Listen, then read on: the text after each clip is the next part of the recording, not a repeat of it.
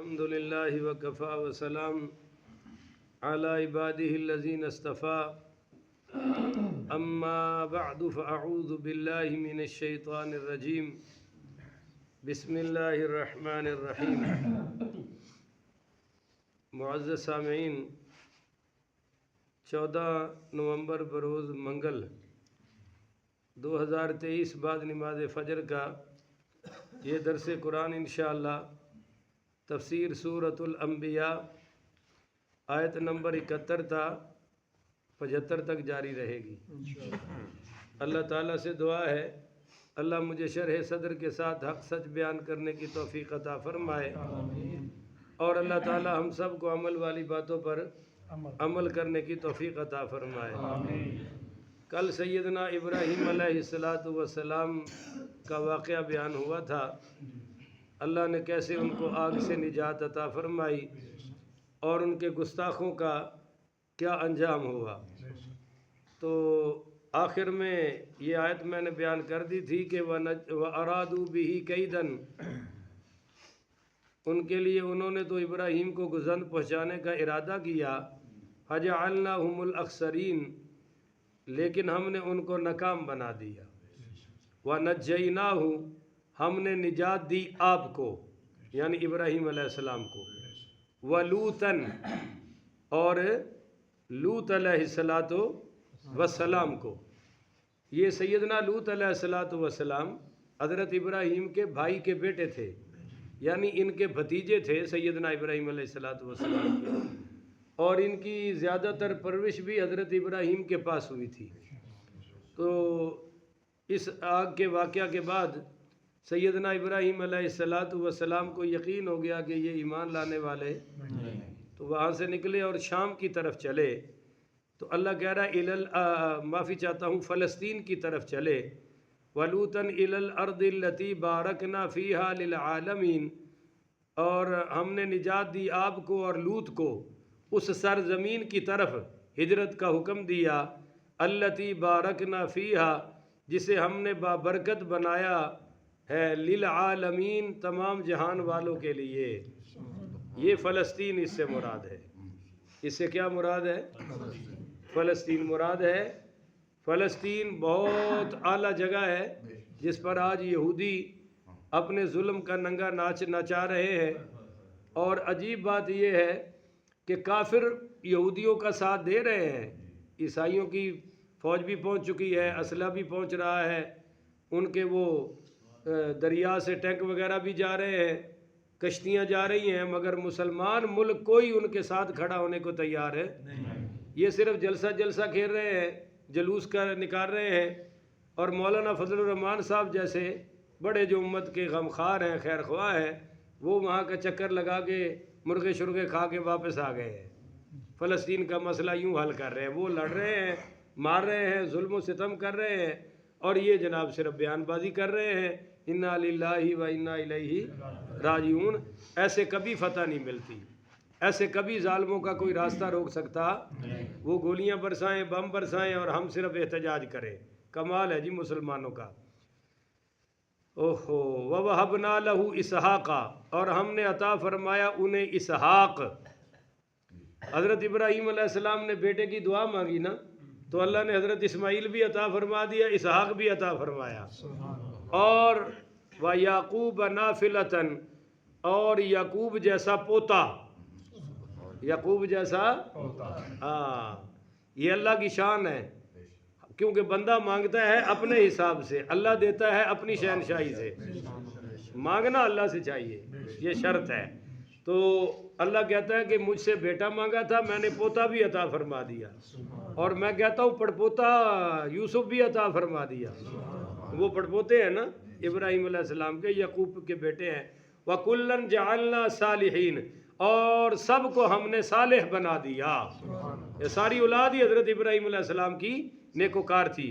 وَجَعَلْنَاهُمْ أَئِمَّةً يَهْدُونَ، اور ہم نے بنا دیا انہیں پیشوا لوگوں کے لیے، وہ راہ دکھاتے تھے، بِأَمْرِنَا، ہمارے حکم سے. یعنی ائمتن، یہ ائمہ وہ ہیں جو ہدایت والے ہیں، وَجَعَلْنَاهُمْ أَئِمَّةً يَدْعُونَ إِلَى النَّارِ، اور بعض امام وہ ہیں جو دوزخ کی طرف بلاتے ہیں، تو دوزخ والوں کے بھی امام ہیں اور جنت والوں کے بھی امام ہیں، تو دوزخ والے اماموں سے اللہ ہمیں محفوظ فرمائے اور جنت والے اماموں کی اللہ ہمیں پیروی کی توفیق عطا فرمائے۔ الحمدللہ حضور پاک صلی اللہ علیہ وآلہ وسلم سے لے کر اہل سنت کا کوئی امام بھی جہنم کی طرف بلانے والا نہیں ہے، سارے جنتی ہیں اور جنت کی طرف بلانے والے ہیں۔ یہی تو وجہ ہے کہ ہم کبھی اہل بیت کا سہارا لے کر صحابہ پہ نہیں بھونکتے اور صحابہ کا سہارا لے کر اہل بیت پہ تبرہ نہیں کرتے، کیونکہ وہ بھی ہمارے ہدایت کے امام ہیں، یہ بھی ہمارے ہدایت کے امام ہیں، وہ بھی پکے جنتی ہیں، یہ بھی پکے جنتی ہیں۔ اچھا جی، وَأَوْحَيْنَا إِلَيْهِمْ فِعْلَ الْخَيْرَاتِ، اور ہم نے وہی بھیجی ان کی طرف کہ فعل الخیرات، وہ نیک کام کرے۔ بولو وہ نیک یاد رکھے جناب، جب آپ ایک نیکی کرتے ہیں تو اللہ تعالیٰ آپ کے نامہ اعمال میں ساری نیکیوں کا ثواب عطا فرما دیتا ہے، یعنی اس نیکی کو جس نے کیا ہے۔ مثلا ابھی آپ نے نماز پڑھی ہے نا، تو جتنے نبیوں کی امتوں نے نماز پڑھی ہے سب کا ثواب اللہ نے آپ کو عطا فرما دیا۔ ابھی آپ تبلیغ سن رہے ہیں، قرآن کا درس سن رہے ہیں، تو جس نے دین سنا ہے سب کا ثواب آپ کو مل رہا ہے، آپ اس میں شامل ہو رہے ہیں اور آپ کی برکت سے اللہ مجھے نبیوں کی تبلیغ کا ثواب عطا فرما رہا ہے۔ کہہ دو سبحان اللہ، لا فخر۔ ہم نے ان کی طرف وہی کی کہ فعل الخیرات، کہ نیک کام کرے، وَإِقَامَ الصَّلَاةِ، اور نماز ادا کرے، کیونکہ نماز کی ادائیگی کے بغیر کوئی نیک بن سکتا نہیں۔ اب یہاں لڑکوں کا تعارف ہوتا ہے بے نماز لڑکے کے بارے میں، یہ جی نشئی نہیں ہے، چرسی نہیں ہے، بھنگی نہیں ہے، کوئی برائی نہیں ہے جی، زنا نہیں کرتا، شراب نہیں پیتا، ہمارا بچہ تو کچھ بھی نہیں کرتا، بڑا سیدھا سادہ بھولا بھالا ہے، اور اگر وہیں پوچھ لو نماز بھی پڑھتا ہے کہ نہیں پڑھتا تو وہ کوئی پوچھنے کی بھی ضرورت نہیں سمجھتا اور بتانے کی ضرورت بھی نہیں۔ پر آپ ایک مسئلہ یاد رکھیں کہ جیسے نماز نیکیوں میں سب سے بڑی نیکی ہے، ایسے نماز کا چھوڑنا بھی سب سے بڑا گناہ ہے۔ شراب سے بڑا گناہ ہے نماز نہ پڑھنا، اللہ کی قسم مسجد میں بیٹھ کر بتا رہا ہوں، زنا سے بڑا گناہ ہے نماز نہ پڑھنا، قتل سے بڑا گناہ ہے نماز نہ پڑھنا، جو بھی سود خوری سے بڑا گناہ ہے نماز نہ پڑھنا۔ کیوں بڑا ہے؟ کہ اللہ کے نبی کریم صلی اللہ علیہ وسلم نے فرمایا، من ترک صلاۃ متعمدا فقد کفر، جس نے جان بوجھ کر نماز چھوڑی اس نے کفر کر لیا۔ بولو اس نے کفر ہے، باقی کوئی بد عملی کفر نہیں ہے، حتیٰ کہ سود خوری بھی کفر ہے نہیں ہے، مگر نماز نہ پڑھنا یہ کافروں والا عمل ہے۔ 3 امام کہتے ہیں کہ بے نماز ہے ہی کافر، اور جو بے نماز 11ویں کھاتے ہیں اور دلاتے ہیں، یہ ذرا سن لیں کہ پیران پیر غوث پاک شیخ عبد القادر جیلانی رضی اللہ تعالی عنہ نے فرمایا کہ بے نماز کو مسلمانوں کے قبرستان میں دفن کرنا بھی جائز نہیں، اس کا جنازہ پڑھانا بھی جائز نہیں، اس کو کفن دفن دینا بھی جائز ہے، اس کے ساتھ کھانا کھانا جائز نہیں ہے، اس کے ساتھ سلام دعا رکھنا بھی جائز ہے۔ یہاں دھڑلے سے کہتے ہیں جی بس کوئی گناہ نہیں کیا، بس بڑا نیک ہے، تو کیسا نیک ہے جی؟ جب نماز چھوڑ دیا تو سارے گناہوں سے بڑا گناہ کر رہا ہے۔ 3 اماموں نے تو کہا یہ کافر ہو گیا۔ امام اعظم ابو حنیفہ جس کے ہم فالور ہیں، مقلد ہیں، انہوں نے فرمایا کہ بھائی کلمہ پڑھتا ہے تو مسلمان، پر کام پھر بھی کافروں والا ہے۔ بولو کام پھر بھی کافروں والا ہے۔ تو اس لیے نبیوں کو حکم ہو رہا ہے کہ نیک کام کرو، اور ساتھ کیا ہے نیکی سب سے بڑی؟ وَإِقَامَ الصَّلَاةِ وَإِيتَاءَ الزَّكَاةِ، اور زکوٰۃ دیا کرے، اور جو زکوٰۃ اس وقت دے رہے ہیں وہ بھی پوری دیتے بھائی تھوڑا سا بول تو دو، وہ بھی پوری دیتے؟ گھروں میں سامان جو فارغ پڑا ہے اس پر زکوٰۃ لازم ہوتی ہے، کوئی مولوی سے پوچھتا ہی نہیں، اللہ اللہ خیر صلی اللہ، پوچھتا ہی نہیں۔ ابے نے پیسے دیے ہیں بیٹے کو، اب وہ 10 سال سے اس کو رکھا ہوا ہے کہ ابے کے ہیں، اور ابا کیا کہہ رہا ہے کہ میں نے اور دونوں الو کے پٹھے نہیں پوچھ رہے کہ زکوٰۃ بنتی ہے کہ نہیں بنتی. اس سے سخت لفظ تو میں نہیں کہہ سکتا, یہی کہہ سکتا ہوں کہ دونوں الو کے پٹھے ہیں, زکوٰۃ نہیں دے رہے دونوں. اب بیویوں نے جو انگوٹھیاں سنبھال کے رکھی ہوئی ہیں, کانٹے سنبھال کے رکھے ہوئے ہیں, اس پر بھی زکوٰۃ فرض ہے, مگر کوئی پوچھتی نہیں. ہمیں تو کبھی کسی بیبی کا فون نہیں آیا. ایک آئی تھی خاتون میرے پاس, گجرانوالہ میں امام تھا, وہ تشریف لائی, بیوہ تھی اور وہ رو رہی تھی. دل کے کانوں سے سنیے گا. تو میں نے کہا خالہ جی کیوں رو رہی ہیں؟ کہنے لگی بیٹا میں چھوٹے چھوٹے میری 4-5 بچیاں تھیں اور میں بیوہ ہو گئی, اتنی مدد کی میرے محلے والوں نے کہ اب میں خود مالدار ہو گئی ہوں اور مجھ پر زکوٰۃ فرض ہو گئی ہے, میں نے کبھی نہیں دی. اب آپ کے پاس آئی ہوں, آپ حساب کر کے بتائیں میری کتنی نکلتی ہے. اور میں نے کہا اب کیوں ہوش آیا کہ تجھے اب دینی چاہیے؟ کہنے لگی جس بیٹیوں کے لیے میں نے پیسے سنبھال کے رکھے تھے وہ بیٹیاں مجھے ٹکے کا بھی نہیں سمجھتی, وہ مجھے گالیاں بکتی ہیں, میری بےزتی کرتی ہیں.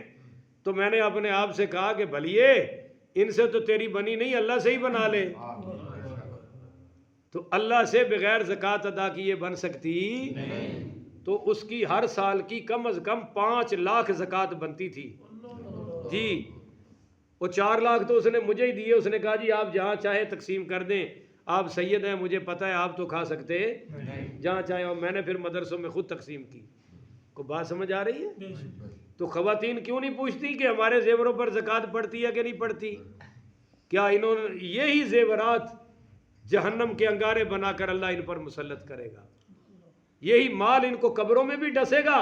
ان مالداروں کو یہ تو مر جاتے ہیں اور اولاد عیاشیاں کرتی ہے. اب اولاد کو کیا پڑی کہ زکوٰۃ ادا کرے؟ جب صاحب تو نے آپ نے خود لی کی تو اولاد کیوں کرے؟ تو دوسرا حکم کیا ہے نبیوں کو؟ وَإِيتَاءَ الزَّكَاةِ, بولو زکوٰۃ. وَكَانُوا لَنَا عَابِدِينَ, وہ سب ہمارے عبادت گزار تھے. بولو وہ سب ہمارے. تو عبادت کرنا نبیوں کا کام ہے. زندگی برائے بندگی اور زندگی بے بندگی ساری شرمندگی. وَلُوطًا آتَيْنَاهُ حُكْمًا, اور لوط کو ہم نے حکومت عطا کی. اور حکمن کا مطلب فیصلہ کرنے کی طاقت اور قوت اور صلاحیت عطا فرمائی, کیونکہ ہر بندہ فیصلہ کر سکتا. وَعِلْمًا, اور ہم نے انہیں علم عطا فرمایا, یعنی نبوت اور رسالت والا علم. وَنَجَّيْنَاهُ مِنَ الْقَرْيَةِ الَّتِي, اور نجات دی اسے اس گاؤں سے, كَانَتْ تَعْمَلُ الْخَبَائِثَ, جس کے باشندے بہت رذیل کام کیا کرتے تھے. خبیث کی جمع ہے خبائث. سب سے بڑی خباثت قوم لوط والے اس بستی کا نام تھا سدوم. بولو کیا؟ سدوم, سین کے ساتھ. سدوم بستی کا نام تھا. وہاں کے انہوں نے ایسا کام کیا, ایسی برائی ایجاد کی کہ پوری دنیا میں, پورے عالم جہانوں میں ان کے سوا یہ بغیرتی کسی نے نہیں کی کہ مرد مرد سے خواہش پوری کر رہا ہے. آج بھی عیسائیوں یہودیوں میں تو باقاعدہ قانون بل پاس ہو چکے ہیں, اور ہماری اسمبلی میں بھی یہ بحث ہو چکی ہے کہ لڑکا اگر لڑکے کے ساتھ لیونگ ریلیشن میں رہنا چاہے تو اس کو قانوناً کوئی روک ٹوک نہیں ہونی چاہیے. ابھی یہ جو سال کا, اسی سال کا جو پہلا کیا کہتے ہیں اس کو, first new year, first new year, وہ جو سال کی پہلی رات تھی, ہوٹل میں کچھ کمرے بک ہو گئے کراچی میں. بہت بڑے ہوٹل کی بات ہے.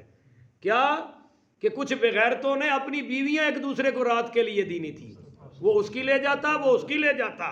تو کراچی کے علماء نے احتجاج کیا کہ جو بغیرت جوڑا یہاں ہوٹل پہ آئے گا اس کی لاشیں جائیں گی, زندہ واپس ہے. تو پھر حکومت اٹھی اور پولیس وغیرہ اٹھی اور ان کو روک تھام کی, مگر کوئی بھی گرفتار ہے. وہ ساری پلاننگ بن چکی تھی اور ہوٹلوں کے کمرے باقاعدہ حاصل کیے جا چکے تھے. یہ ہے وہ پاکستان جناب جس کو اسلام کے نام پہ بنایا گیا تھا.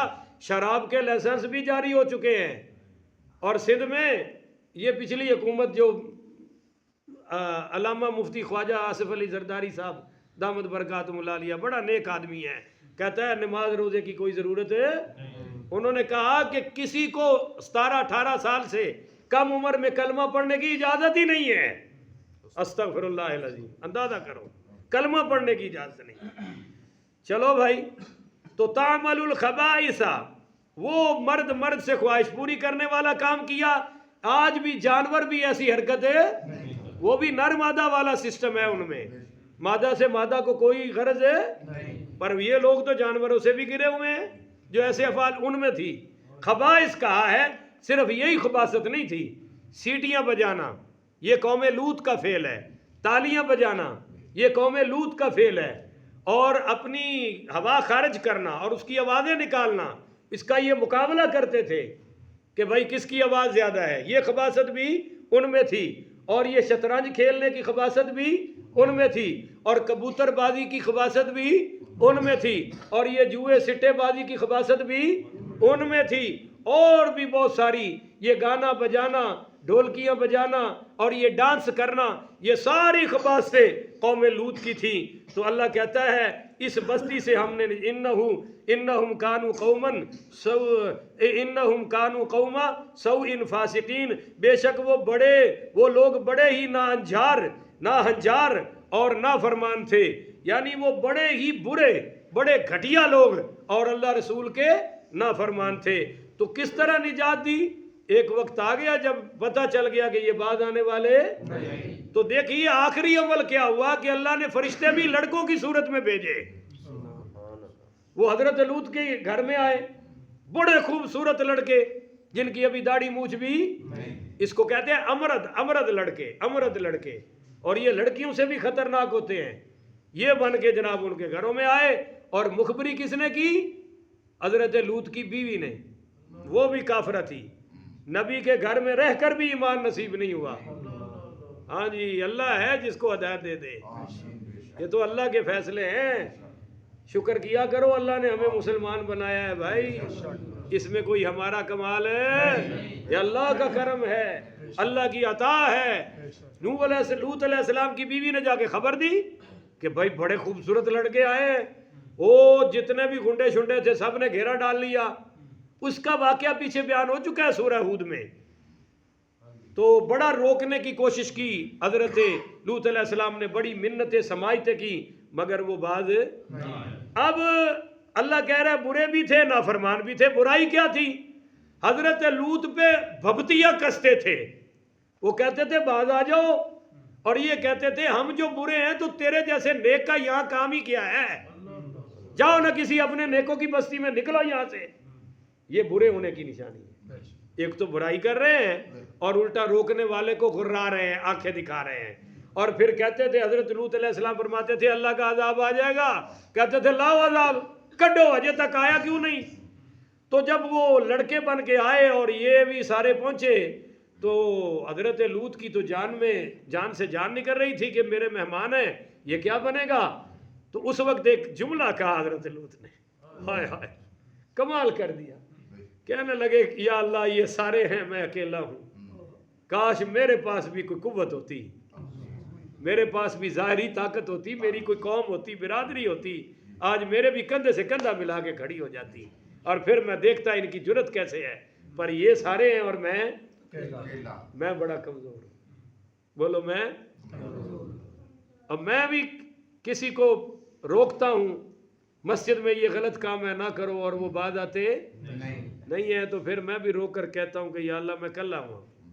یہ بہت سارے نے، کاش کہ تو میرے نال بھی کوئی موڈا جوڑیا ہوتا تو پھر میں انہوں نے 10 مسیطے کام کری دا کہ ہے، پر میں ہے ہی کلا. اور اکثر میں رو کے کہتا ہوں اللہ تعالیٰ سے. تو لوط علیہ السلام نے رو کر یہ بات کی. تب وہ لڑکے بولے کہ تسی ہٹ جاؤ جناب، اسی فرشتے ہیں، اسی بھی انہوں نے سیدھا کرنا آئے ہیں، انہوں نے ذرا آنتے دیو ویکھو انہوں نے بندی کی.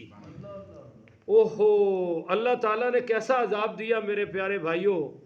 سب سے پہلے تو ایک چیخ ماری جبریل علیہ السلام نے.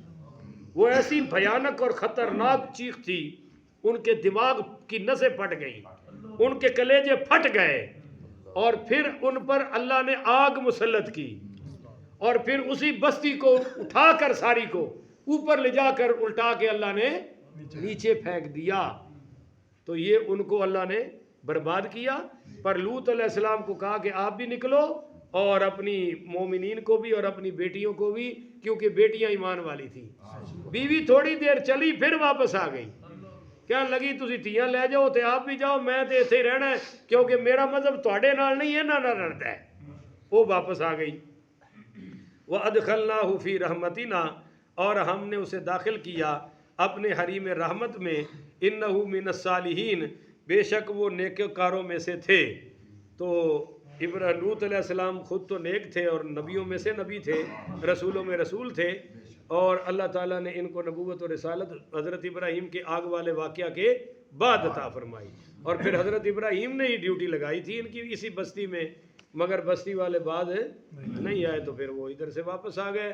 اللہ تعالیٰ ہمیں بھی ہر بد عملی سے محفوظ فرمائے، نیک اعمال کرتے ہوئے زندگی گزارنے کی توفیق عطا فرمائے۔ آخر ودعوانا ان الحمدللہ رب العالمین۔